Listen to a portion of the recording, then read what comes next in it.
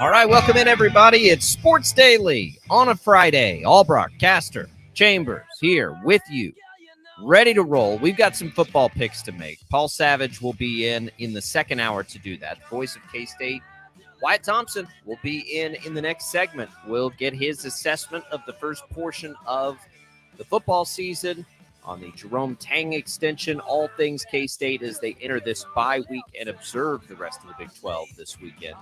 We'll preview a little bit of the football this weekend, certainly the Chiefs, KU, and their games coming up. We'll talk a little high school football in the second hour. Glad to do all of it for you here on Sports Daily. Again, I'm Jacob Albracht alongside Tommy Castor. Jad Chambers has that IHOP hotline for us, that IHOP hotline brought to you by IHOP. And how about the new Nashville hot chicken and waffles, golden brown Belgian waffle topped with 4 crispy chicken strips tossed in spicy Nashville hot sauce, Tommy. That's probably right up our alley. Sounds pretty tasty. But we appreciate IHOP for bringing us the hotline and bringing you some giveaways today. We'll give away Dropkick Murphy tickets. We'll give away some HTO. We will give away some Wichita Thunder hockey tickets and lots of opportunities for you to interact with the show again on that IHOP hotline, 869-1240. You can also interact with us on our video streams, which you'll find on Facebook, on YouTube, and on Twitch. Tommy, happy Friday. How are you? Hey, can I just say as we start the show off today, USA, USA. Got the Ryder Cup going on today. Day number 1 of the Ryder Cup. I've got it on in the background.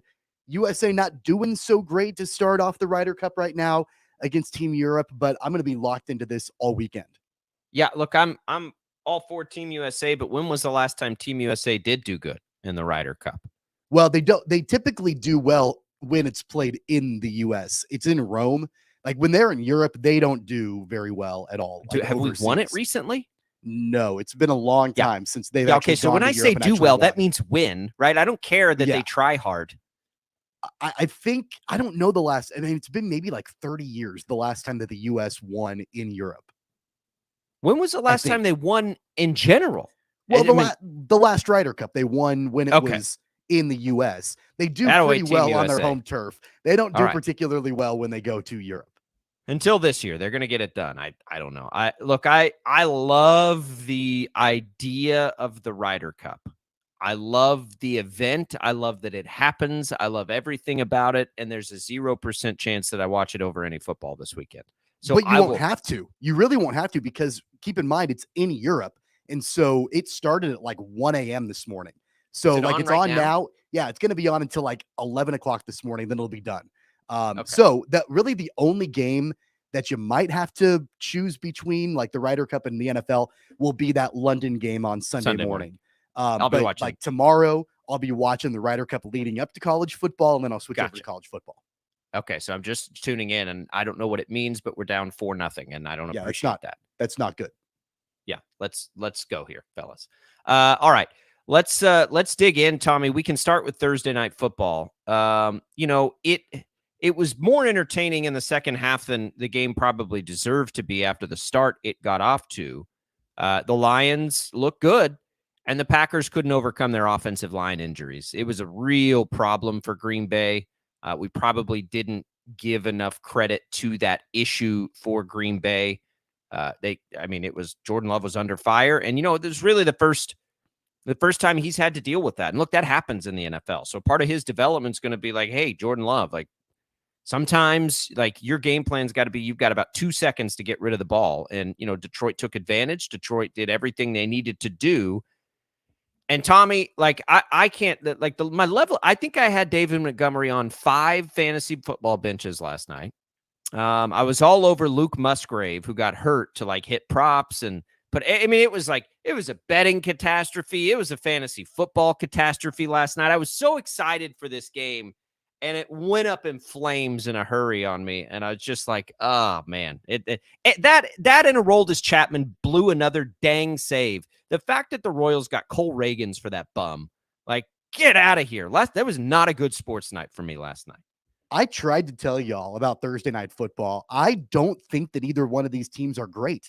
Like, I really don't. I think that the Lions are better than the Packers are, clearly, but I don't think either one of these teams are phenomenal. And the Packers are clearly not there yet. Jordan Love is not there yet. I think he might be at some point, but he's not there yet. And then the Lions, yeah, of course, they win by 2 touchdowns, but they got out to a massive lead by halftime and then couldn't really hang on to it. It became a ball game a little bit right after the second half there. So, really, I think that points in the NFL, I think they did fine. I understand that, but what I'm saying is they were up by 3 or more touchdowns at halftime. And then at one point, it got down to a point to where the Packers could have gotten back into the game. I'm just saying, I feel like this division, it's kind of like somebody has to win a division, right? I think the Bears are garbage. The Vikings have missed every opportunity that they possibly can. The Packers aren't there yet. The Lions are probably the best out of the bunch, but I just don't think that they're all that amazing. I've never bought into Detroit, and I still don't after last night. I think you're probably putting words into the public's mouths. I don't think anybody ever said Green Bay was great, by the way. I think we said Green Bay was better than the general public thought they would be coming in, number one. But are they? Detroit, yeah, I think that they are. I mean, they were missing the left side of their line last night, and it clearly played a role in that game. And for Detroit, and look, by the way, we said it was going to be a good game because, we liked the matchup and it was going to have divisional implications. And there's not a person on the planet that said, oh, yeah, Detroit and Green Bay, they're up there with, Philadelphia and San Francisco. Nobody's saying that. They look like they're the better teams. I think people are saying that a little bit about the Lions, maybe not about Green Bay, but I think people are saying that San Francisco and Philadelphia. I mean, come on. I think that the general consensus, I would think, with all the hype that the Lions have gotten, is they're a legitimate contender in the conference, and I don't think they are. Oh no! What's their win? Their win total was at 9, maybe 8.5. And they're good. Look, they beat Kansas City on the road, Green Bay on the road handily. They beat, they lost to Seattle in overtime, which is disappointing, and they handled Atlanta by 2 touchdowns. I don't know. I think Detroit, Tommy, could be 16-1, and you'd be like, I just don't know about Detroit. You're not giving them any. That's not true. And listen, I don't think they're in that class either. But what I'll say I was wrong about with Detroit is Detroit does look like the best team in this division right now. That's not hard to do. That division is not good. That's all they were predicted to be. They were predicted to be the division winners, and that's it. And I didn't pick them, and you didn't pick them. But they are. They're right there, and they do look like they're at least that, right? They look like they're the best team in the NFC North, which is all they were, which was all they were predicted to be through betting odds and all that. Nobody was saying they were going to the Super Bowl, but they do look like they're good enough to win this division. I think that the interesting part about Detroit to me is, and Jared Goff has an interception now in every game. That's not good. But can Jared Goff, take care of the ball? Sam Laporta looks like he is the real deal. Right? They're going to get Jameson Williams back. Remember what we all thought about Jameson Williams. If he's anywhere close to the level of prospect he was, that's a big add for this team. David Montgomery looks like the perfect addition and the perfect complement to Jahmyr Gibbs. And then, man, Aiden Hutchinson is the real deal. So, when I think about Detroit, and I think, there wasn't the elements last night. It was 65 degrees and perfect football weather. But, once we get later in the year, if they prove they can go win some cold weather games, I will say that Hutchinson appears to be on the verge of becoming one of those game wrecker type players defensively. And if that happens and they can run the ball like they've shown they can run the ball, they do have some components of being a really pesky team and the kind of team that does things in the postseason that make you scratch your head a little bit, right? They can run the ball effectively. They've got a quarterback that can at least get the ball to his playmakers, and they have a defensive player on the defensive line that can change a game. Again, so does San Francisco and Philadelphia and Dallas and, the teams that we do perceive at the top of the conference. But I will say Detroit's probably better than I thought they were going to be. They look pretty, and they were missing, half their line last night too, by the way. You call it pesky. I call it annoying. I mean, the way that Dan Campbell utilized the running backs last night, David Montgomery, he averaged under 4 yards a carry, got in the end zone 3 times, carried the ball 32 times, and you have an incredible rookie in Jahmyr Gibbs that you gave the ball 8 times to. And I understand, you want to try to ease him in, I think maybe to the NFL a little bit, but man, if Detroit wants to be the best version of themselves, give the ball to Jahmyr Gibbs more. I think he's, clearly a more effective runner than David Montgomery is. I think he is. So I think he hasn't shown us anything to say that yet. You gave the ball to David Montgomery 32 times, and Jahmyr Gibbs touched it 8. Like, I think that there's a little bit of disparity there as far as the touches. Let me ask you this. Do you have Jahmyr Gibbs in fantasy football? I got him on one team, yeah. Yeah, that's why you're mad. Like, that's why you're mad. That's not a real football take. That's a fantasy football take. Like, no, come on. I know but fantasy I do think, though, that Jahmyr Gibbs is worth giving more than 8 carries to in a game. They will. While you're giving it to 32 Tommy, times. that game script could not have been more David Montgomery game script. Like, he had a huge lead. You don't need to. That's when David Montgomery does need to get 30 carries. Like, if you're playing from behind or if it's a close game, there's that discrepancy is not 32-8. But they had a huge lead the entire game. Of course, David Montgomery is going to get the ball. That's why he's there. That's what they did with Jamal Williams last year. It's very similar to Jamal Williams, DeAndre Swift, quite honestly, except Gibbs is, well, I don't want to say he's better than Swift. Swift's looked great this year, too. All right, 869-1240 is the number to call. We can get back into that a little bit later, but we got Wyatt Thompson coming up next. Voice of the Wildcats. Lots of interesting things to talk about with Wyatt. We'll do it next here on Sports Daily. We'll have some giveaways. We've got football picks, all kinds of fun coming on the program today. Keep it here. Sports Daily coming back at you.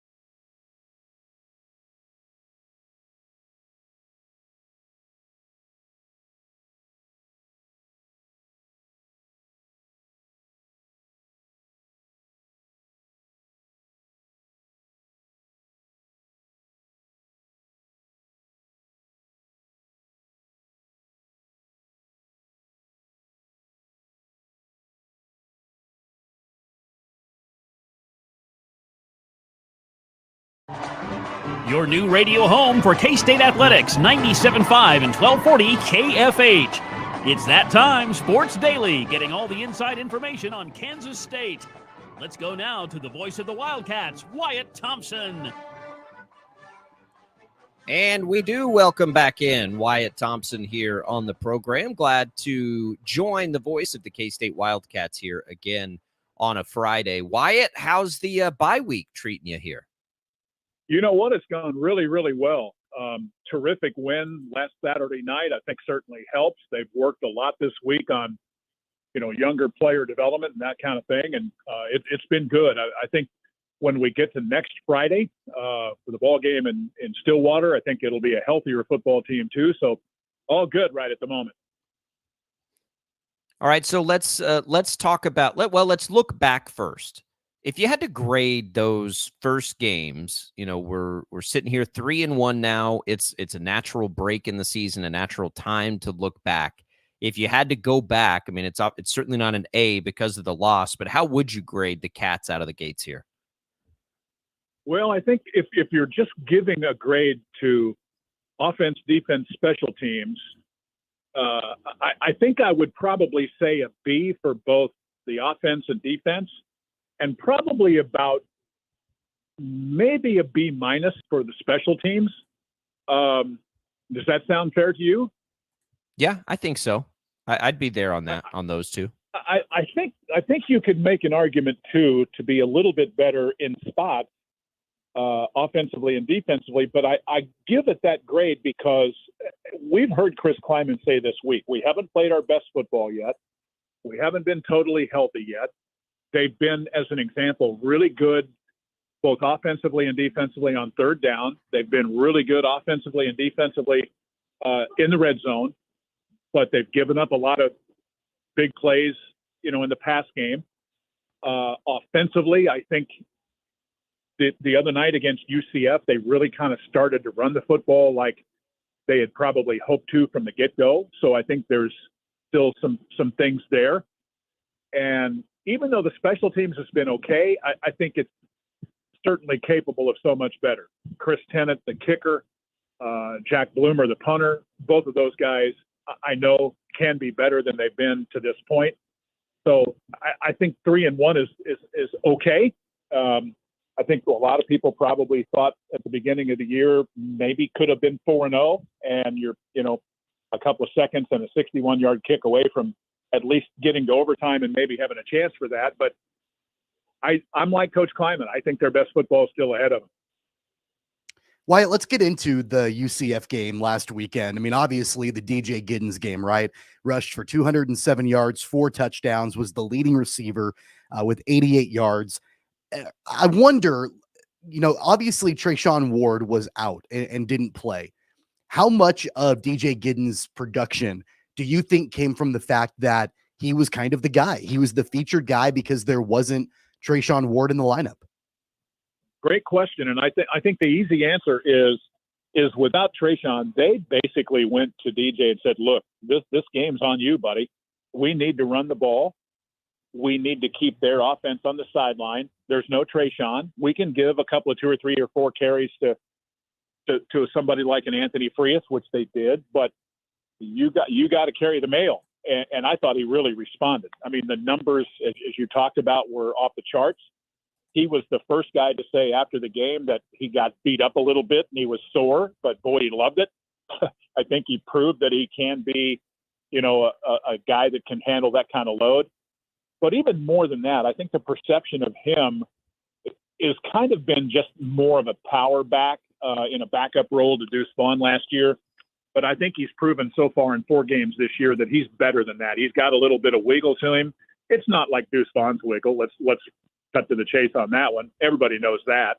But his abilities in both the run and the pass game have really gotten better and better and better in his time at K-State. So I don't know that he'll have another 30-carry game, but the fact that he could do that, I think makes those coaches feel awfully good. And I know Coach Anderson, the running backs coach, is thrilled to death with what he did. No doubt about that. Wyatt Thompson, voice of K-State Athletics here. is joining us on the program here on Sports Daily. Wyatt, something that Coach Kleiman mentioned as a point of emphasis this week, and I think we would all sort of point there, is big plays given up on the defensive side of the ball. It's, you always hear the term bend, don't break defense. It's like they don't bend but break. They're almost the opposite of that. And is that a correctable, attribute of a defense, do you think, in all the defenses you've seen over the years? Is that something that can be cured here within a season? It is certainly correctable, and that's, I think, the best part, and that's why the B grade probably, and the comments about the bigger plays.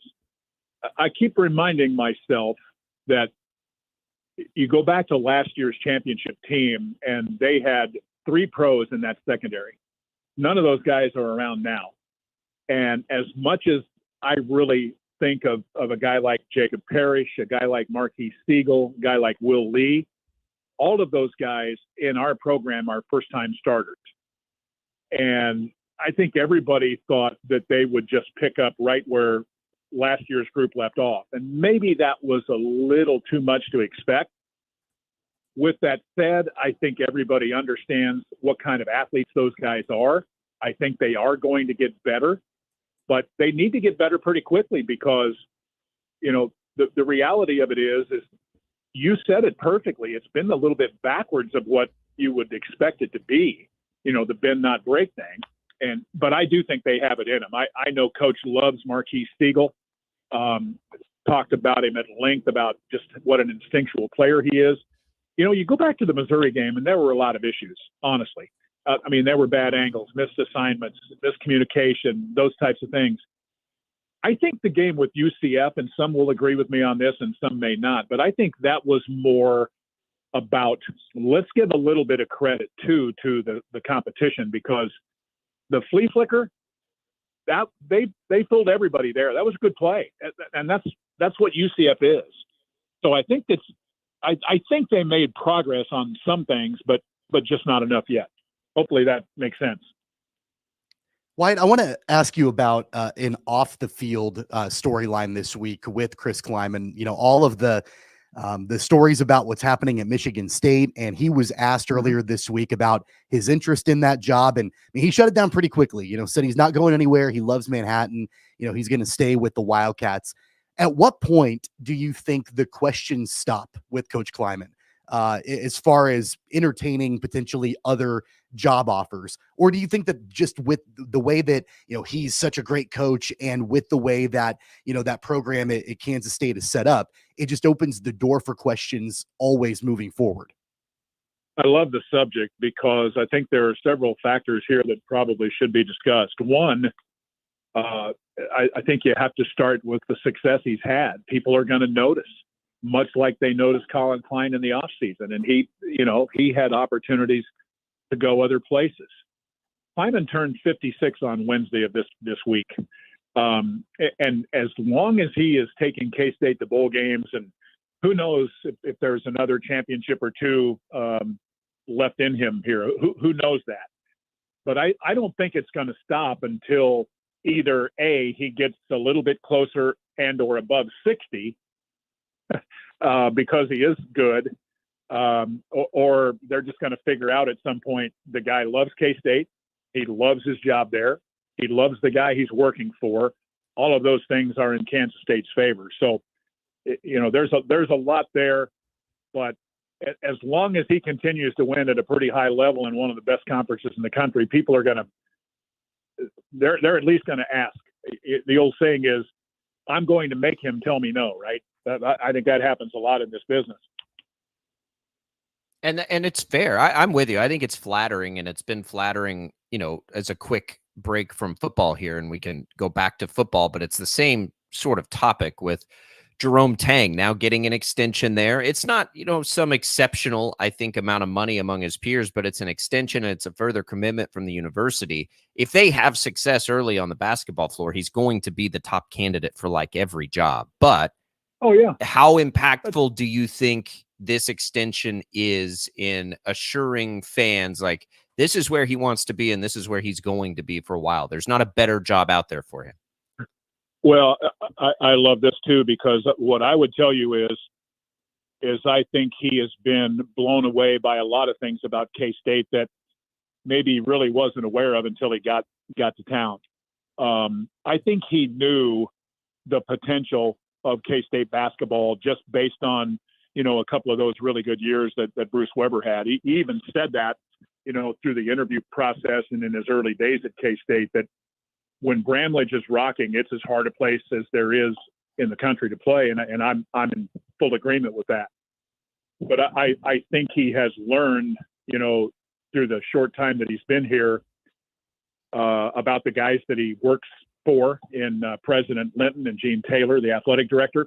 And those guys, I think, are front and center in giving him every opportunity to win at Kansas State in every way. And you know what? That, back to Coach Kleiman, I think that is a factor too that gets underplayed, because Gene Taylor has done a really good job of giving those guys what they need to compete. Now they've got to go do their thing too, and I think for the most part they have. But I think that resonates with both of those guys a ton. And on top of that, I will say that I think Coach Tang has been blown away by the donor base at K-State and just by the fans in general of how passionate they are, not just about K-State basketball, but just, everything about K-State athletics and Kansas State University in general. You mentioned Gene Taylor, the athletic director, and I think he's done a masterful job, not only in hiring Chris Kleiman and Jerome Tang, but also in keeping those guys and keeping them happy at K-State. Obviously the extensions and all of that. That's a difficult job to do, Wyatt, like to be able to not only make two really good hires in football and basketball. And by the way, guys that maybe were a little bit under the radar as far as those hires are concerned, not big name splashy guys when he made the hires. They've had success, and now he's being able to keep them. So talk a little bit about that from your perspective, the job that Gene Taylor has done in not only hiring these guys, but then being able to keep them. Well, I could talk a long time on the job that I think Gene Taylor has done at K-State. He came in and I think did a pretty quick assessment. I've been in college athletics a long time. I've never seen anybody else do this. I'm not saying it's unprecedented, but I personally had not seen anybody do this. He went around in the first couple of months he was on the job and met with every athletic department employee face to face in their office or in his office, just to kind of get a feel for everything around him. I thought that was such a great thing. And now here we are later, excuse me, and you look at what has happened in his tenure here. I think what sticks out to me is he has hired good coaches, but it isn't just those two. But they get all the headlines, of course, because it's a ticketed sport, and it's the biggest thing we do with major college football and major college basketball is a big deal. That kind of sticks out. But I think he's a guy that hires really good people and lets them work, trusts them, and he really goes above and beyond. I think I'll go back and use Colin Klein as an example. I don't think K-State matched anything, and this is I don't have any inside information on this, but I don't think K-State matched any offers that Colin may have gotten elsewhere. But I do think they gave him a pretty good bump in pay that I believe they felt like he earned and deserved. That makes sense. I just think he's also really good with the donor base. And I think I talked about those two coaches and what they see when they look at Gene Taylor and President Linton, but also, I think Gene has earned a lot of respect from K-State's new president and so on. He just gets it. I guess that's the simplest way to say it. Yeah, well, clearly he does, and it doesn't hurt that he continues to make really good hires. That obviously helps. Wyatt, let's go to now as we look at this bye week for K-State, as it's a chance for everyone there to sort of observe the rest of the Big 12. It looks like the top four, which would be Oklahoma, Texas, Kansas, and Kansas State. Maybe TCU's there. I'm not sure. To me, it looks like kind of a 4-horse race. I do think that Kansas deserves to be in that conversation based on what they've done this year. Anybody else there? How do you feel about that group, and how many teams do you think have a legitimate chance to win this conference this year? Well, I think you're on that. I would put TCU and say 5, but that's just me. I kind of get it both ways there. I don't know that they've played their best football, but like K-State, they had a really good team last year. Everybody sees that. They had to replace some very, very significant players in their program, including a quarterback that K-State didn't. And I think they've done okay. I don't think it's right probably to not include them at the top of that list, at least today. We'll see what it looks like, a couple of 2 or 3 weeks down the road. But I mean, Texas is playing at a different level, I think, at this particular point defensively. To me, that's the thing. Everybody wants to talk about Sark. I get it. They want to talk about Quinn Ewers. I get it.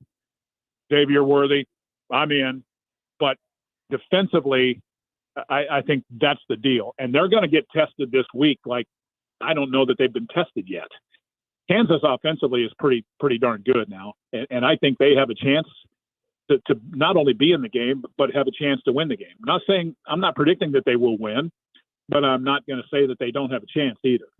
I offensively, well, first of all, they're really well coached. Secondarily, their offensive coordinator is very, very good. And when you have a quarterback like that with those guys around him, if they get decent offensive line play, I think they're a hard out. To me, that's the matchup of the game. In some ways, can their offensive line hang in there against Texas's defensive front? And then what will Kansas do defensively? Those teams are good.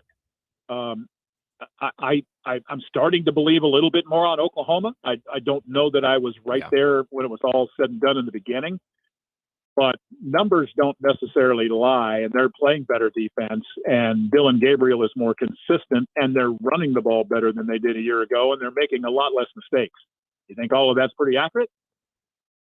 Yeah, I think so. I mean, this year versus last year, it's not even in the same close. Stratosphere.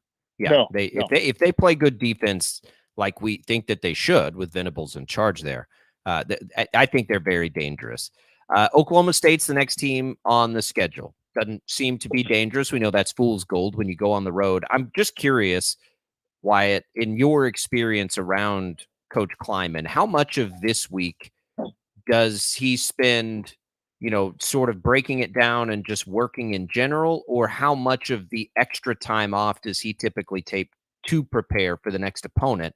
Like, is he Andy Reid with the Chiefs, we know, is great out of a bye week and things like that. Is Kleiman historically somebody that will spend a little extra time preparing for the next opponent on a week off? Oh, absolutely. I think you have to, because after this week, as much as, I think we are going to enjoy not playing this weekend and, getting healthy and developing those younger guys like we talked about, you play 8 straight times, and you got to be ready to roll. And I would say that I think the plan was that they would spend at least a couple of days on OSU. That they, with the Friday game, we talked about this on the radio show the other night too, that, basically Sunday of this week will be their Monday. So they've got to work ahead a little bit. OSU has been, probably not what they hoped they would be at this point. But traditionally, K-State has had the dickens of a time winning there, and you got to take all of that seriously. I think we'll get their best shot when we go down there next Friday for sure. But I'm going to say for sure at least two full days, prior to what they would consider quote game week. And we'll talk more about Oklahoma State, of course, next week with you, Wyatt. But it is the extra time. Oklahoma State gets the extra time too. So they get that same thing, and they're at least experienced in the coaching staff there too. So you never know. All right, Wyatt. Well, hopefully you can enjoy some time off and the warmer weather, and you're able to get out and have some fun. And boy, we'll we'll be right back at it here next week, and we can all watch and see if Kansas can get it done against Texas. And just really, really fascinating game this weekend. It's a monster game for both, isn't it? I mean, there's no other way around it. It's huge. Yeah. Looking forward to that. Pressure and impact. About 30 games I watch tomorrow, I'll bet you. Yeah, you and us both. We're junkies. We get it. All right, Wyatt. Well, we appreciate it. Let's do this again next week. Yes, sir, partner. Good talking to you, bud. There goes Wyatt Thompson, voice of the Wildcats. Love having him in there. Love his perspective. I'm always curious to hear, I think, and I come from a different spot than really anybody because I didn't grow up and I can come in and legitimately have interest and hope for the best for both Kansas and Kansas State and, of course, Wichita State. So I am curious to always see like what the other side is looking at, when they watch Kansas, and pretty universally, I think the thought is that, yeah, they're for real. We'll see if they can get it done. But the Wildcats, lots of work to get done in their time off. We'll have Wyatt Thompson in next week and, of course, have that K-State, Oklahoma State here for you on the home of K-State Athletics, KFH. All right, so we have been told that we have some more pairs of Dropkick Murphy's tickets, Dropkick Murphy tickets to give away here on the show. So let's do this, Jad. Let's give away a 4-pack of tickets right now. So normally we give these away in pairs of 2, but now you've got a chance, to take a group of people to see the Dropkick Murphys. So a 4-pack of tickets to our first caller right now on the IHOP hotline, Dropkick Murphys here in Wichita. They are coming October 4th at the Wave outdoor stage. Starts at 7 o'clock with Jesse Ahern and the Interrupters. It's Celtic Rock with the Dropkick Murphys, a 4-pack for you right now. First caller during the break. We'll be right back on Sports Daily.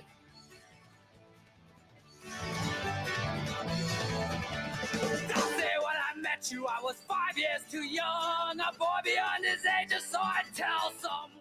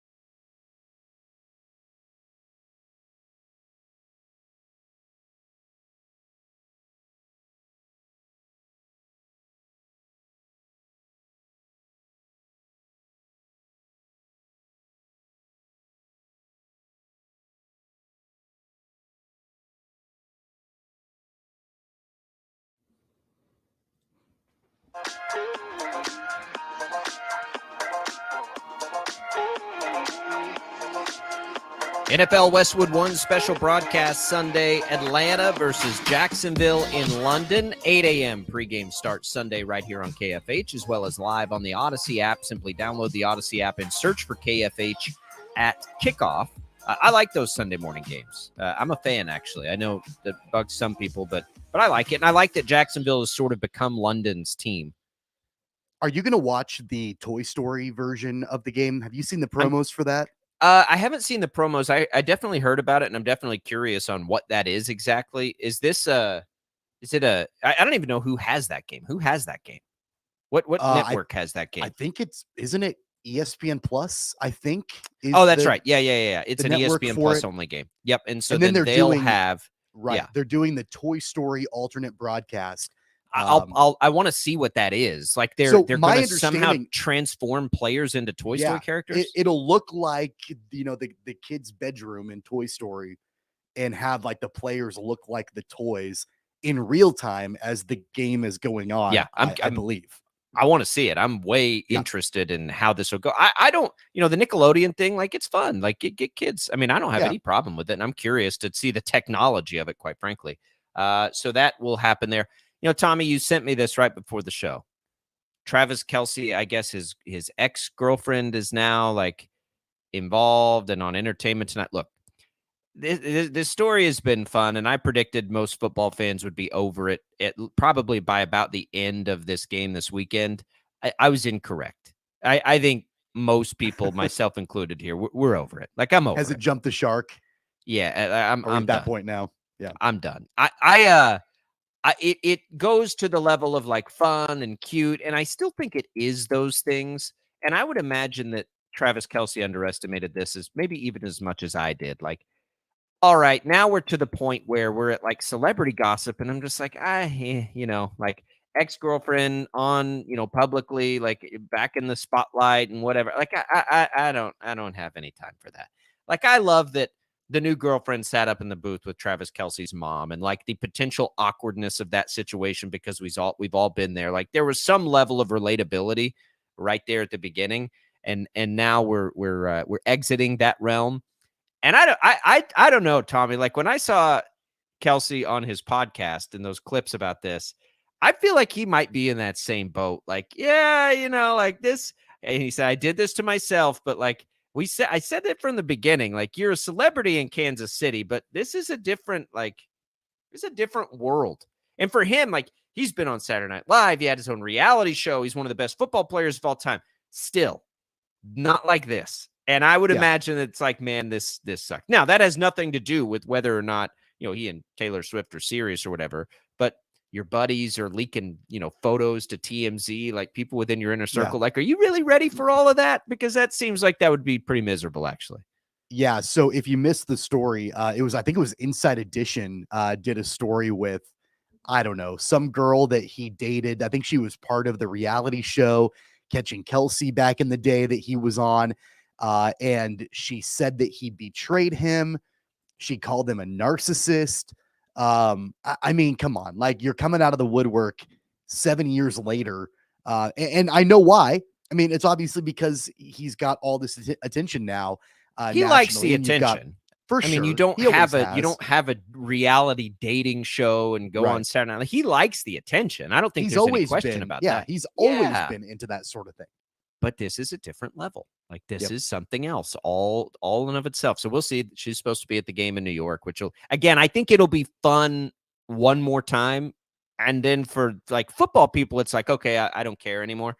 Right. But for the Swifties, like it never dies. I don't think, if I understand Swifties correctly. Right. I mentioned it yesterday. I mean, this is really, I think, important for NBC for primetime football, right? Good for them. Because, I mean, look at the matchup. Like, had it not been for Taylor Swift, like, if NBC could flex out of this game, they probably would have. But now you don't flex out of Patrick Mahomes, though. Like, that's the other. I mean, but you do flex out of Zach Wilson. Like, let's be honest. And I know why. Obviously, they made it prime time for Mahomes and Rodgers, and now it's all different. So, I mean, I think that knowing, like, it's kind of their saving grace, knowing that they, more than likely are going to get to see Taylor Swift at the game. Jad, you're a Swiftie, right? Not exactly. Jad's not a Swiftie. Jad's not a Swiftie. I don't, Swifties are never going to let this go. Like, that's what Travis Kelce gets to deal with now. Like, now you're never going to be out of their crosshairs, good or bad. So, and there's a lot of them, apparently. More than likely bad. It usually ends bad. Yeah. We'll see. Who knows? Maybe they'll, have a long and loving relationship and she can become a part of the Chiefs, inner circle, which would actually be kind of cool. Like, she'd be the latest celebrity to join in on that. With Paul Rudd and Eric Stone Street and the long list of how does Kansas City have so many amazing comedians? That's what I haven't been able to figure out yet, but it's an impressive list of. It's a funny city. Yeah, it is. All right, let's take a quick break. Congratulations to Tom, by the way, for winning the Dropkick Murphy tickets. We're gonna have Paul Savage in. We're gonna make some picks next. It gets a little crazy in hour number 2 on Friday, so let's go ahead and do our hockey and HTO giveaway here. Tommy, give us the hockey details. Yeah, October 20th, the Wichita Thunder home opener, Intrust Bank Arena. The Thunder will face the Kansas City Mavericks. We'll give you a pair of tickets to the home opener, again, October 20th, Intrust Bank Arena for the Thunder. Nothing goes together like hockey and iced tea. That's what I always say. So let's throw in some HTO as well. 2 free iced tea cards. Try the new Peach Cobbler, sweet or unsweet, at either Wichita location, east or west. Or you can get it now in Derby. We'll come back. Paul Savage joins us on Sports Daily. Picks destined to fail. We'll be right back with him.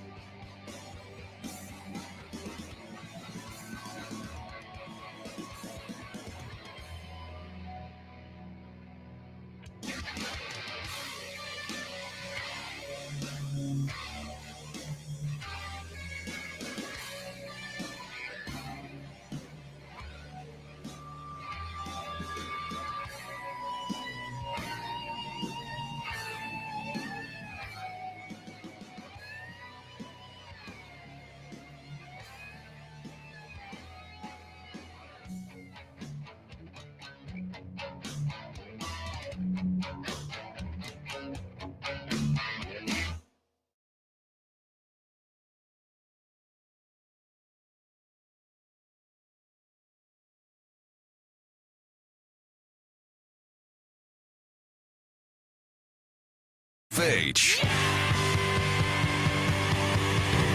Hey, sports bettors, ready for some picks destined to fail? Time to hear what the Sports Daily staff thinks of the weekend games. All right, welcome in, everybody. We are ready for some picks. Our buddy Paul Savage is in and ready to roll. Boy, Chad, what was the damage last week? Because, well, for me, it wasn't so hot. Well, let's see. Who won the week, by the way? Who won the week? Yeah, who won the week? Mm-hmm. There's a reason you're asking me that, or there's a reason you're asking me that, Paul. What's that? I believe you won the week. Whoa, what? Oh, gee, that's hard to believe. Come on, smile, you guys. Come on, give me a smile. You know, I whooped your butts. Come on, give me a smile on the broadcast here on the stream. Come, Paul. I'm going to give you. Listen, I'm going to give you zero credit for that win last week, but I'll give you a lot of credit. By the way, congratulations to your East High Aces for their win over Northwest. That was incredible. Oh, thank you, guys. It was real. It was one of those situations where the kids were so excited. And I told Jad at the break, he told me congratulations too. It's one of those things where you think about all the great wins you've been a part of. I mean, you win a championship in indoor professional football, and it's exciting. This might have been the most exciting moment I think I've ever had coaching football. Pretty cool. And it was really cool. Great for those kids. And what a game. What a game. By the way, Northwest is good. Northwest is really good, guys. As if I'm telling you guys a secret, as if you don't already know.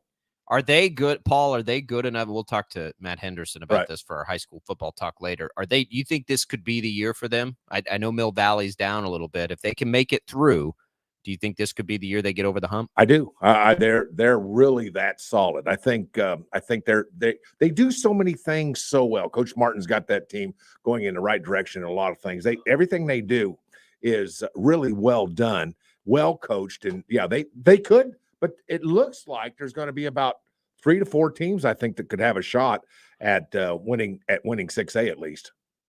All right. Well, we'll get into that in just a little bit. Let's get into our picks here. Paul did win the week last week. He has a 1-game advantage over me overall, 2 games on Tommy. This thing is tight. We're all within 2 games of each other. But, Paul, you did win the week, so we're going to let you kick things off for us here.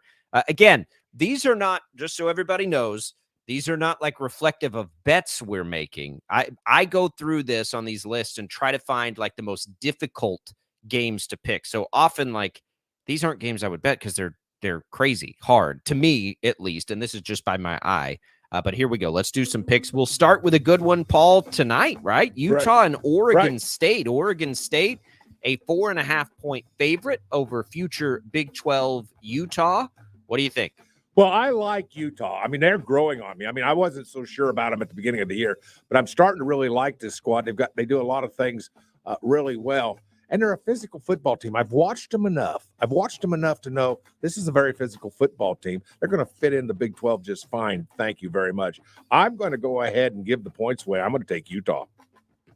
What do you think, Tommy? You're next up here because you finished second last week.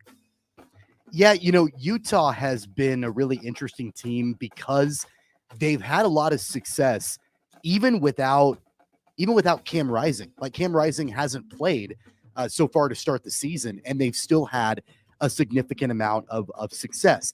That being said, Oregon State is pretty pesky, but you know what? I'm going to take Utah in this game. I think that, just from what we've seen with them so far, I'll join Paul. I'll take Utah. Oregon State who has been, I think, more than pesky. I think they've been pretty good. Utah is sitting here. I don't think at this point we have a straight answer on Cam Rising playing again. Utah, of course, has wins over Florida, over Baylor, over UCLA now. I think I want a chance at an island here for a home team that is mad and, upset and everything else. It's a long trip no matter where you're coming from. I'll take the points on that. I'll take Oregon. Sorry, not take the points. I'll take the home team and lay the points here. I'll give Oregon State a shot in this one just because I don't know if Cam Rising's going to play, but I'll take the island. Attaboy. By the way, let's go Big 12. Get Oregon State and Washington State, and let's go. Yeah, no kidding. They've got good programs. They do. All right, USC, Colorado. Tommy, Colorado. Well, they laid an egg in just about every way you can lay it. They get a little more than 3 touchdowns here again, plus 21.5 this time at home against USC. Where are you at with the Buffs? Can they bounce back and stay within a number here?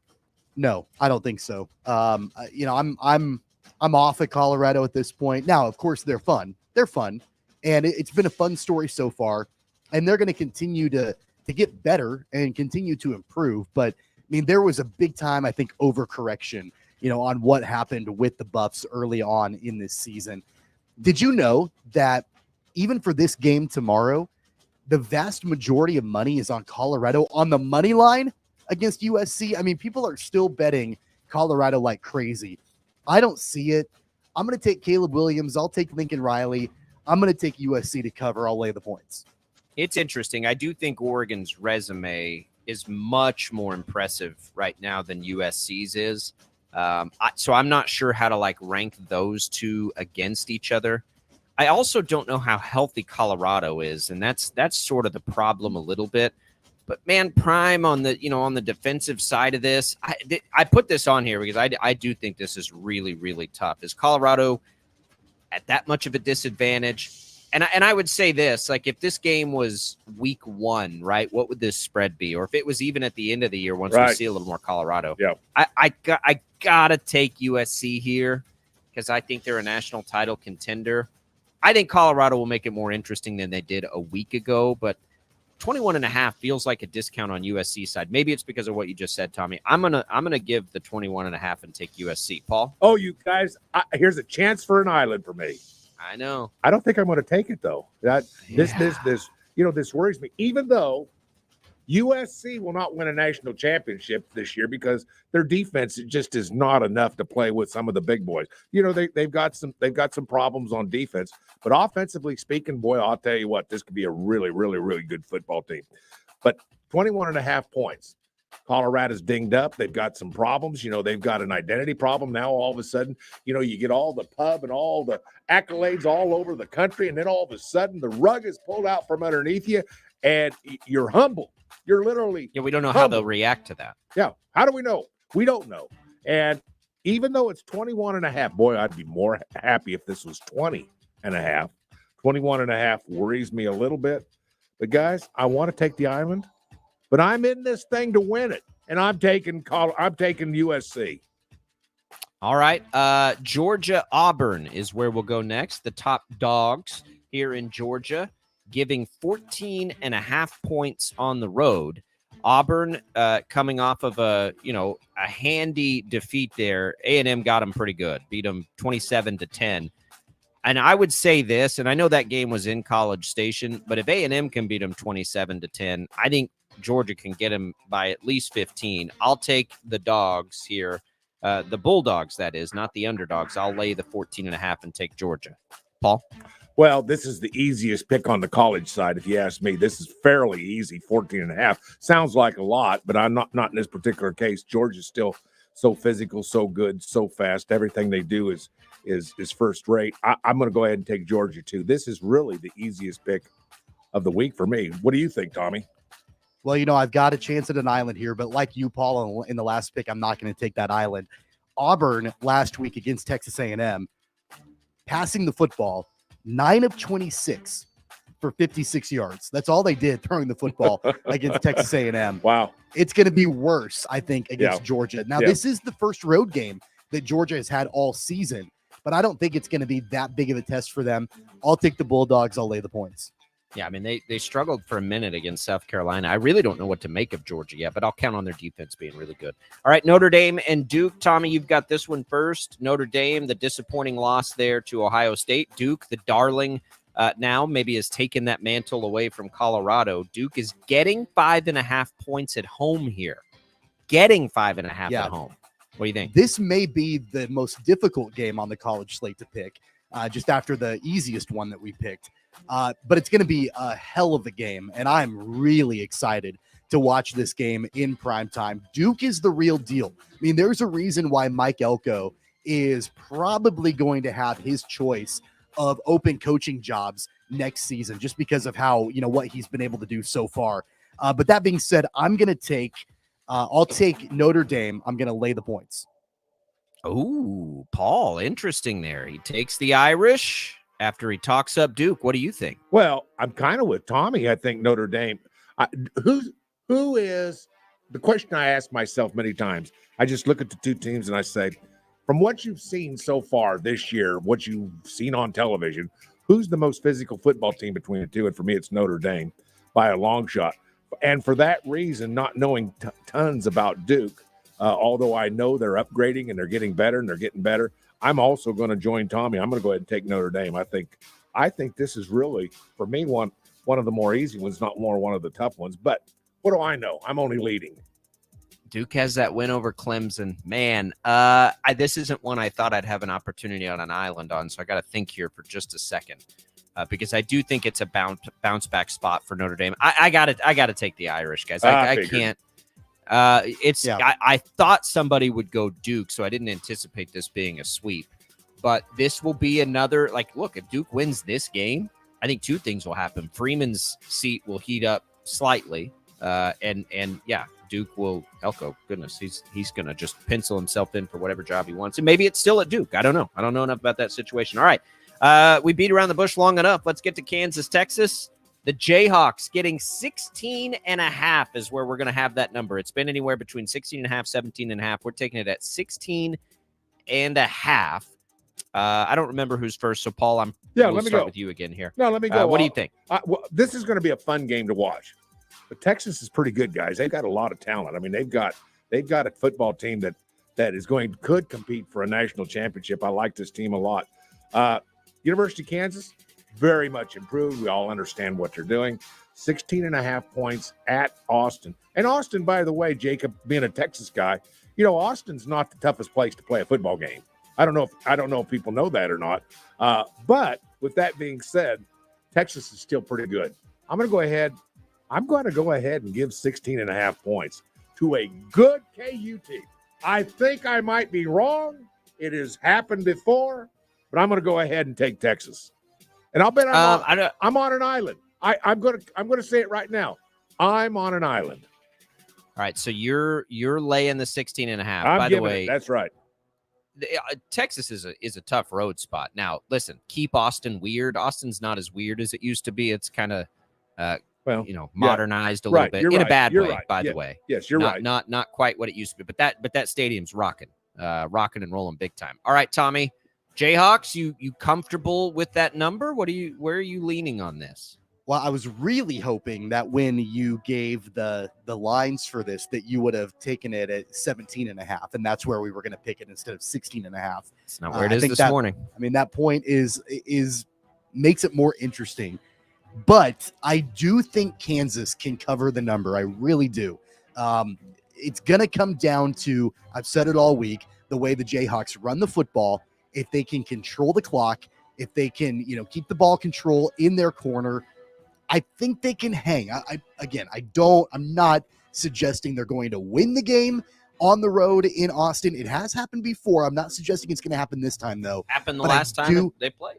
I do think that they can cover that number, though. So give me Kansas. I'll take the points, and it's going to be fun.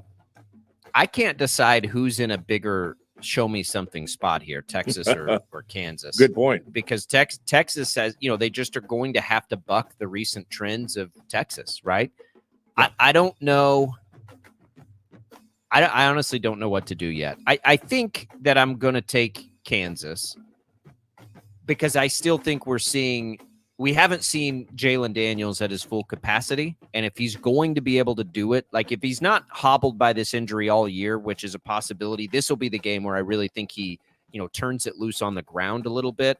It's a lot of points in a conference game. It's a lot of points to give a good team, I think, at the bottom line. And you're right, Paul, you are going to take the island there, and we'll probably, regret that at some point, but I'm not comfortable with giving that many points with Kansas and what we've seen out of them. They just kind of play close games. So we'll take the points there. All right, I'll start us in the NFL. Ravens, Browns. Browns laying a field goal. This number has moved to Cleveland pretty heavily, and it's because, they've had Lamar Jackson's number for a little while now, and I think that can continue.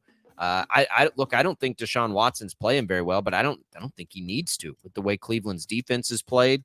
I'm I think this is going to be an ugly game, and the Browns at home, a field goal's not too much. They can win ugly. Myles Garrett will recap it. I'll take the Browns and lay the field goal. Paul? Well, this is a tough one to pick because it's almost like flipping a coin for all the reasons that you said. But, at quarterback, that might be the difference in this game. Just because you have one guy's number for a few games doesn't mean that he doesn't show up and play. I'm going to go ahead and take the Ravens. I think they just have more firepower. I think they have more ability to move the football than the Browns. I'm going to go ahead and lay the 3. I'm going to go ahead and take the Ravens. Tommy? Well, the Ravens had an absolute stinker a week ago, that overtime loss against the Colts. I don't think that's indicative of who the Ravens actually are, though. And the fact that they're getting 3 points, I'm still not a major believer in the Browns. They did look better a week ago. I'm going to join Paul, though. I'm going to take the Ravens. I'll take the points. So, Jacob, I'll give you that island. I'm not a believer in the Browns either, but, man, I'm a believer in that defense. They are really, really good. All right, I had an old college professor that said sometimes you just got to polish a turd, and we're going to polish a turd with this next one. With Broncos-Bears. Bears getting 3.5 points at home, Tommy. You can start us on this one. I don't really want to pick it, but my rationale is simple, I think. It's a hard game to pick. Here. I mean, actually, I don't really think it is all that simple or all that difficult. The bottom line is that they're both really bad, but the Broncos, they did score 20 points against the Dolphins. Now, they gave up 70, but they did put up 20 points last week against Miami. So, I guess with that rationale, I'll take the Broncos and I'll lay the points. Oh. I'm going to take the Bears and give the field goal and a half, and that's just so weird. Again, same rationale I used last week, and the game script didn't allow it to happen. I think that they've got to just turn Fields loose. And the Chiefs, because they got down so big early, it didn't really, form that way. I'm telling you, I love the over in this game. From actual betting, it's going to be one of the games I bet. I'm going to bet this over because I think Fields is going to run wild. I think the Broncos defense kind of stinks, and we'll see. Now, I think the Bears would love to run the ball about 842 times after what we saw the Dolphins running backs do against them last week, and they probably will, but I think Fields will be a part of that, and their defense stinks, so Denver can score. I'll take the points at home. I'll take 3.5. Paul, what's on your mind? Well, this is a fun game, and I like this game. I think it's a fun game to pick. They both stink, so we can just lay that to rest. But here's why I'm going to go ahead and go with the Broncos, and that's partly because just how demoralized do you think the Bears are right now? You think they're getting up every day and going, "Oh man, I can't wait to get over to the football complex. I can't wait to go into that meeting room with my position coach, and I can't wait to get out on that practice field." No, they stink, and they know they stink. I'm going to go ahead and go with the Broncos because I think that the Bears probably at this point are a mental mess. Yeah, well, I guess it's fun getting beat by 50 and showing up to work the next day, too, because that's where the Broncos are at. Yeah. All right.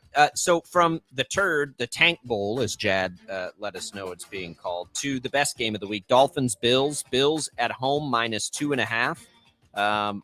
The Dolphins, did what they did. The Bills, to me, all the way around has been as impressive as any team. I think I'm first here, so I'm going to go first. I'm going to take the Bills at home. I think the Dolphins' shine is real shiny, and the Bills, what is it Morris said, are who we thought they were. I think the Bills are good enough to win this game at home within a field goal. I'll take the Bills. I'll lay the 2.5. Paul? Is there any snow in Buffalo this week? If there's not, I'm going to go with speed. Speed kills, as they say in the world of football. And nobody's got more. And I'm kind of buying in, guys. I mean, I didn't buy in the first couple 2-3 weeks, but I'm buying in now. It's better to show up late than not show up at all. I'm taking the Dolphins. I think the Dolphins win this game by 10, maybe 10. Tommy, I think you agree on that based on our conversations earlier this week. Where are you betting? It's concerning to me, the amount that I'm agreeing with Paul this week. Oh, come on now. I don't particularly like it. Yeah, he's leading the picks.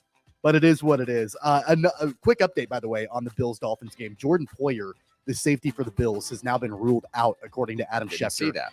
That just came down a couple of minutes ago. I'm going to take the Dolphins. You're giving a team that put up 70 points in a game a week ago. You're giving them 2.5. And I know it's Buffalo, but Miami is the real deal. I mean, it's a heavyweight bout. It really, truly is. These are two of the best teams in the AFC. But if you're going to give me points with Miami, I will take them. Give me the Dolphins, and I'll take the 2.5. I've just, it's dawning on me now that I'm on this many islands, which is a little concerning. And one of those islands is with Justin Fields. This could get ugly real quick. Okay, so Patriots, Cowboys. I put this one on here because I'm kind of curious just what everybody thinks. Paul, you can start us off. So the Cowboys are laying 6.5 against New England. The Cowboys off that really disappointing performance last week. A ton of injuries on the offensive line last week.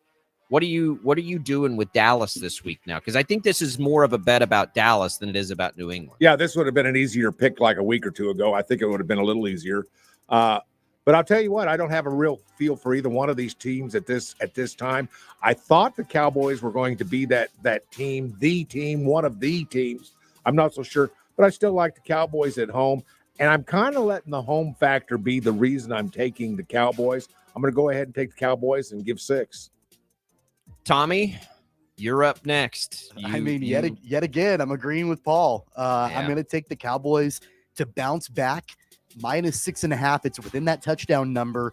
I understand the Patriots have kind of hung around this season. I mean, they're not great. That's right. But, it is what it is. I just think that the Cowboys are mad. And, it was a letdown for them a week ago against Arizona. I think that they bounce back and show why everybody has been, thinking that they can at least contend this season in the NFC. So I'll agree with Paul. I'll take the Cowboys and I'll lay the points. This is an island I won't take. Biotic and Zach Martin have practiced at least a little bit this week, which makes me think they'll be able to go. At least that's what I hope. Tyron Smith has not practiced. But yeah, their defense needs to come in and remind us of why we like them so much. I think within a touchdown, I'm comfortable with the number there. I think they'll be good defensively, and we'll see what happens on offense. But I'll take the Cowboys and lay the touchdown. And then we end, fellas, with the Chiefs and the Jets. This number actually moved away from the Chiefs. It's now +8.5. It started at 9.5. So money's going to the Jets, which is frightening. I don't know why that's happening, but it's happening. Tommy, Jets, 8.5 at home. Look, it's very, very, very specific. The only path the Jets had to have any semblance of success in this game, they cannot play from behind. That's the only way. Like, they have to play from ahead. How do they not? That's the only way the Jets have any chance. And it's not going to happen. Like, that will not happen. I think Zach Wilson struggles again. I think we see Trevor Siemian enter the game at some point in prime time. I think the Chiefs roll. I think it's going to be pretty easy. I'll take the Chiefs. I'll lay the points. I'm up next. I can't figure out why the number has moved to the Jets. That scares me because it was one of my favorite bets of the week at 9.5. Because I think the Chiefs are finding a groove, and I think this is another week their defense will have a chance to look really good.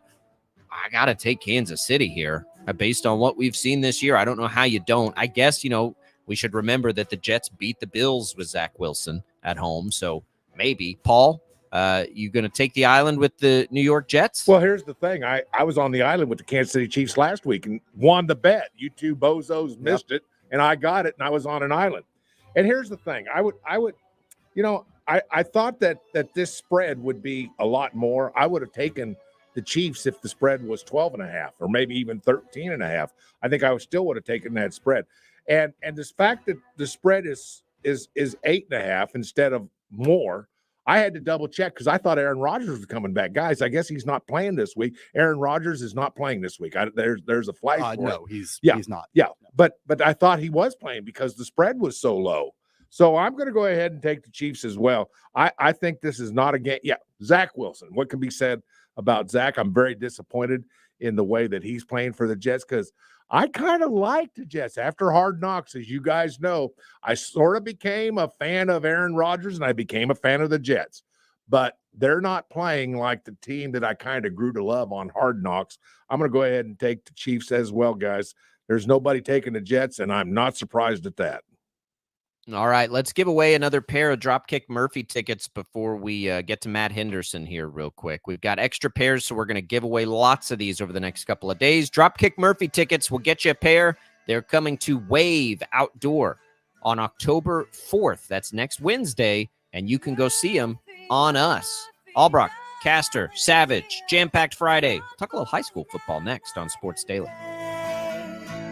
Your pain was my pleasure, your sorrow my joy. I fear now I've lost you, the health and good cheer.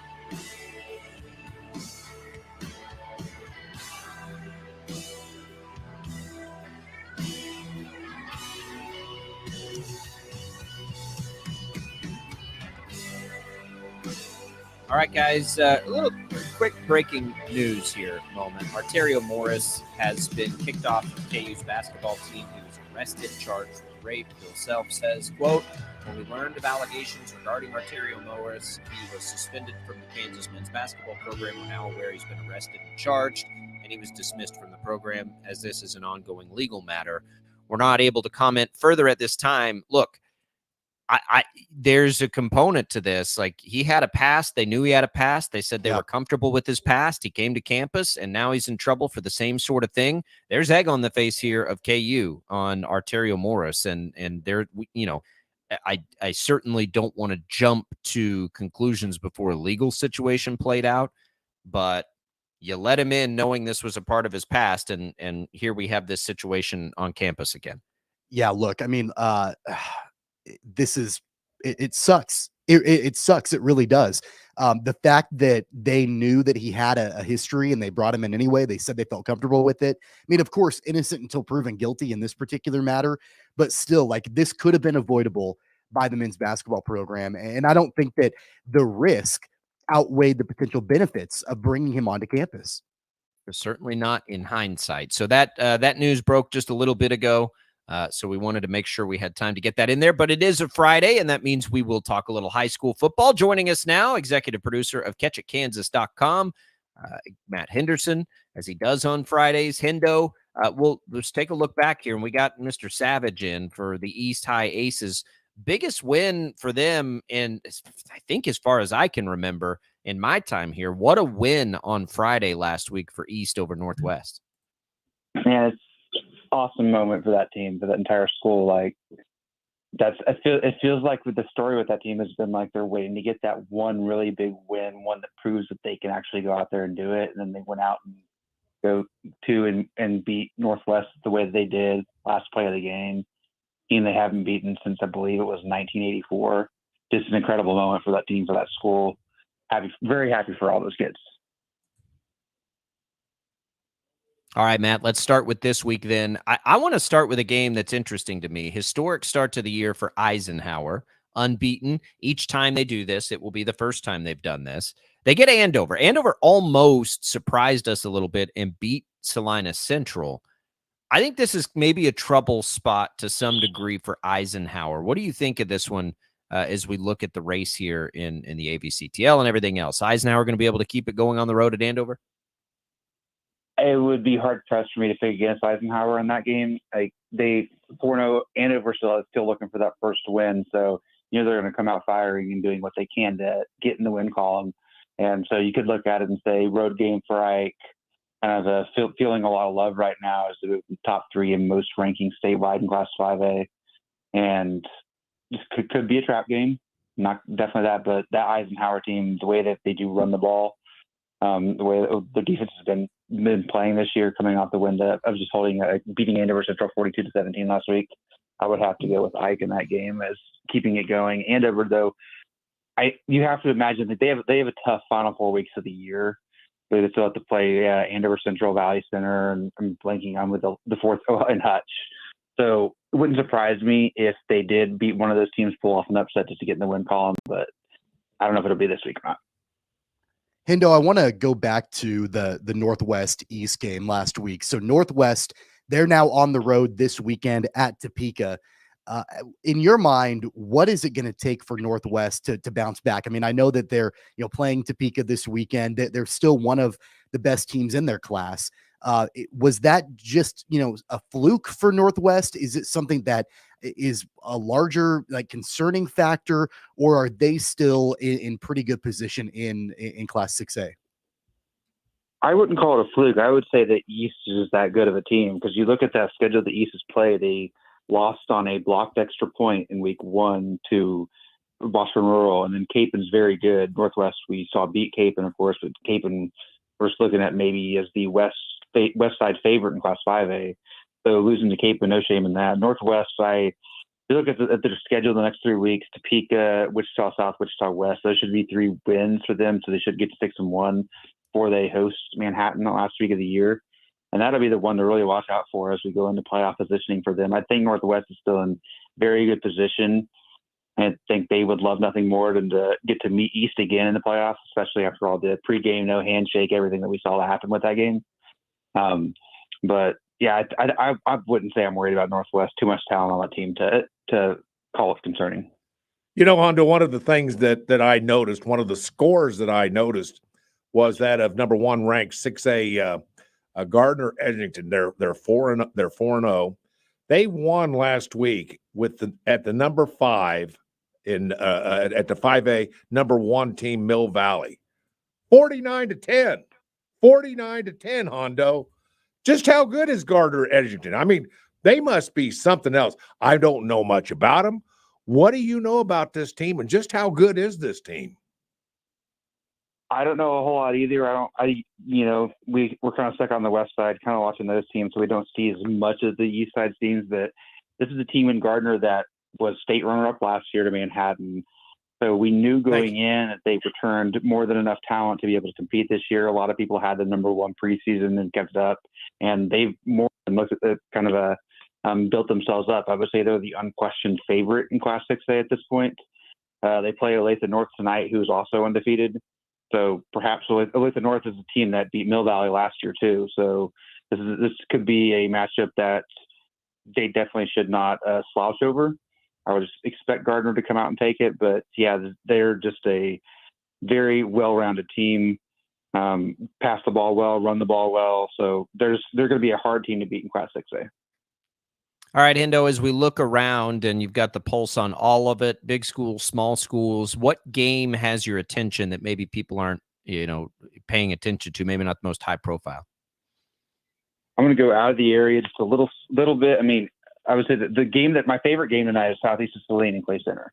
I would say this week as a whole, the schedule is not the best for us, especially in the Wichita area. Mays May South to look at that rivalry game, which I'm sure we might get to, and that's always a fun matchup. But the Southeast Saline, Clay Center, you're looking at 2 undefeated teams. Clay Center we saw come into our area last year and beat both Wichita Collegiate and Cheney.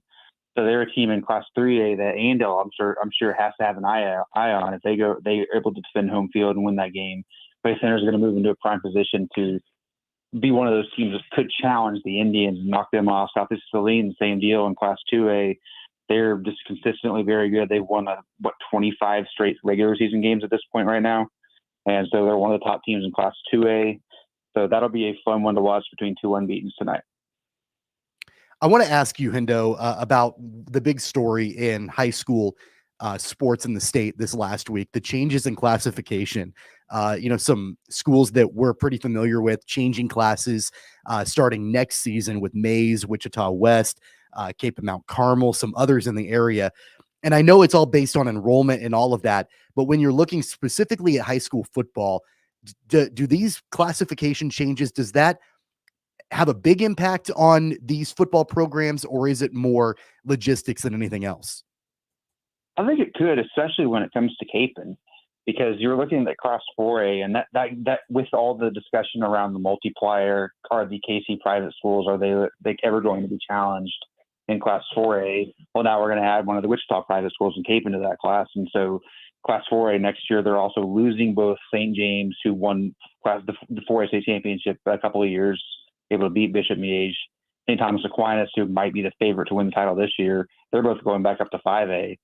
And so you add Capen to that class, and so you're looking at an instant okay, Capen will be the one that many will expect to be competing with Bishop Miege as the West Side private school. So that could be what ends Bishop Miege's run in Class 4A. So I would say that's probably the biggest thing to look at to really take away from that. Mays going up to 6A. They're the smallest 6A school now.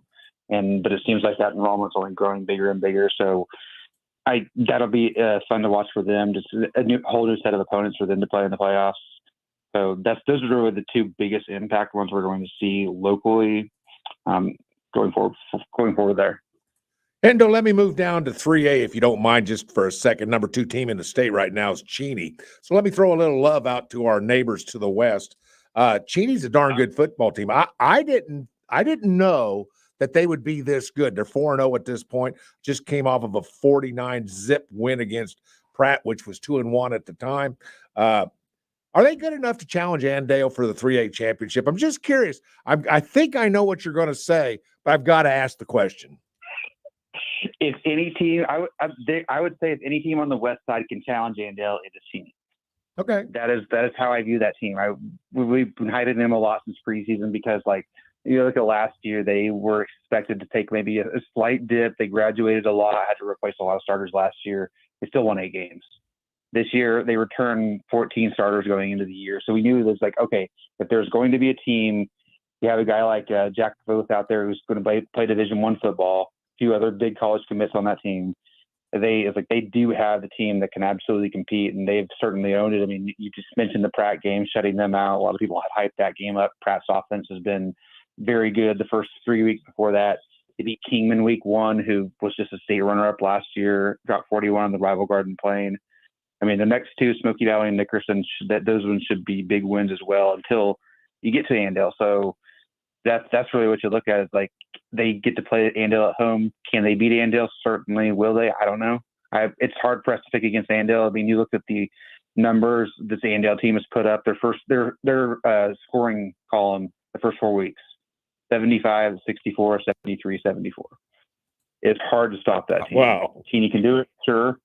Wichita Collegiate could absolutely do it too. That's who Andale will get next Friday night. So that'll be one of our best games in the area, we think. But Collegiate has, in recent years, like, come into that game pretty hyped up, just unable to really score on Andale. So it's just interesting to kind of follow to see if any of those teams can be that one to beat Andale, but we'll just have to see it to believe it. Yeah, no offense to Collegiate. Nobody's been able to do it. All right, Hendo, catchitkansas.com is the place to be for high school sports. You've got new classifications out, including Capon, going to be a 4A team. You can read all about that. You can go and check all the records, see rising stars, all kinds of good stuff. And, of course, get your high school football scoreboard right on the Catch It Kansas app. We'll have the Catch It Kansas show tonight. We'll go through this high school football week and have it all covered for you. That's at 10:35 on the KSCW, and, of course, at 9 and 10 inside the newscast there on 12 News. Shoot it straight tonight, Hendo, and we'll recap another high school football week a little later. Thanks, guys. All right.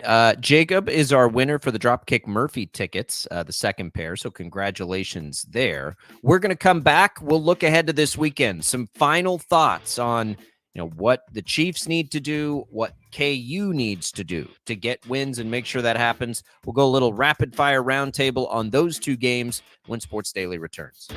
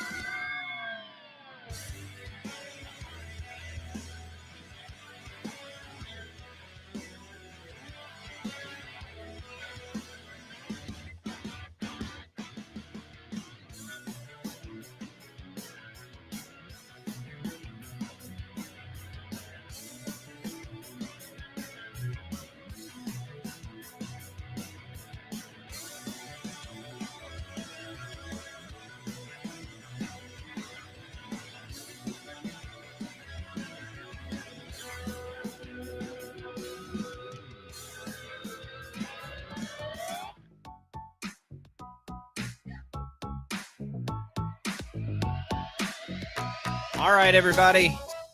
Welcome to Sports Daily. If you're just joining us, Jacob Albracht, Tommy Castor, Paul Savage with you. The IHOP hotline is open, and it is brought to you by IHOP. How about the new Nashville hot chicken and waffles, golden brown Belgian waffle, topped with 4 crispy chicken strips, tossed in spicy Nashville hot sauce. Busy weekend on the networks. We'll get you what's on tap coming up in just a little bit. Couple minutes here. Rapid fire, fellas. Key to wins. We'll start with KU. Paul, key to a win for the Jayhawks for you is what? Ball control. If they control the ball more time than Texas, they have a shot at winning this game. But they can't have turnovers, and they've got to get more than 3 and outs. They've got to control the football.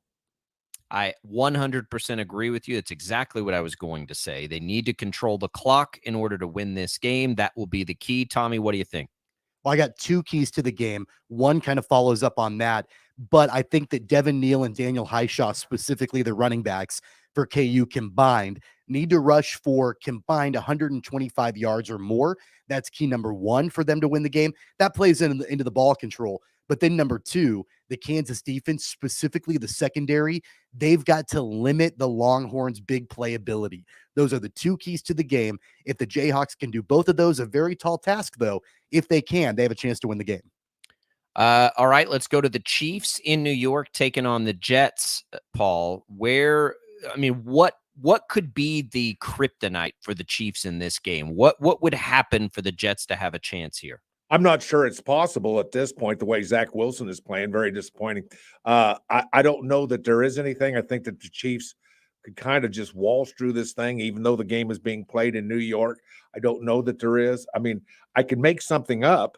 I guess if I had to say something, it would be injuries to 2 or 3 key players. And I think you know who I'm basically talking about. That might be the only thing that could screw up what should be a fairly easy win for the Chiefs. You know, what's interesting, I do think the kryptonite comes from something we've seen the Chiefs have a problem with this year, turning the ball over and penalties. I mean, I think if they turn the ball over and have penalties in this game, the Jets, as well as they play defense, you know, the one thing you could do to Zach Wilson to give him a chance is to give him a short field. So they got to take care of the ball, and they've got to stop with these penalties, whether they're fair or not, Juwan Taylor. Just make it obvious, right? Like, get up there. But, you know, that's giving up something to a good Jets defense too. Tommy? I don't think it's going to be surprising at all to see the Jets defense throw the kitchen sink at Travis Kelce to try to limit him and shut him down.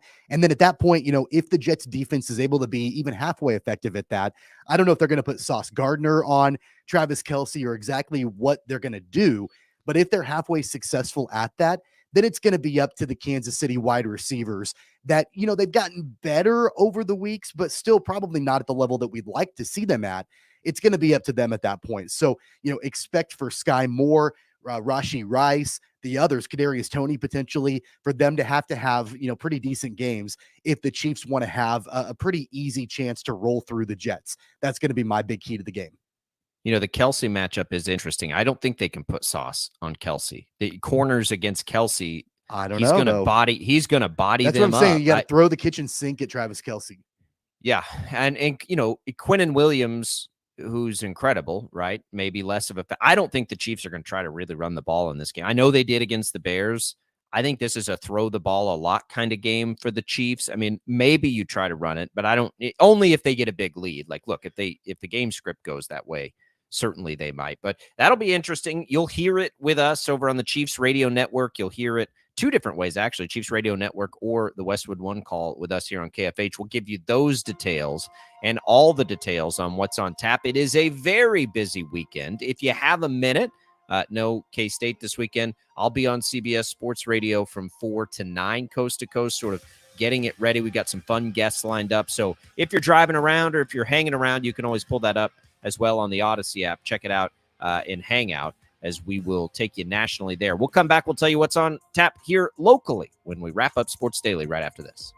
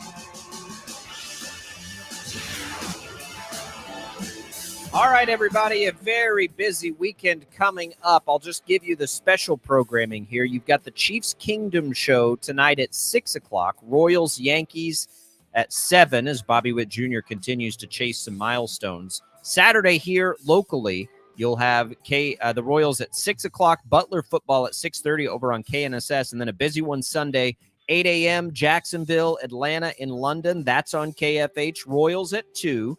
And then you can have the Chiefs Radio Network call of Chiefs Jets on KNSS.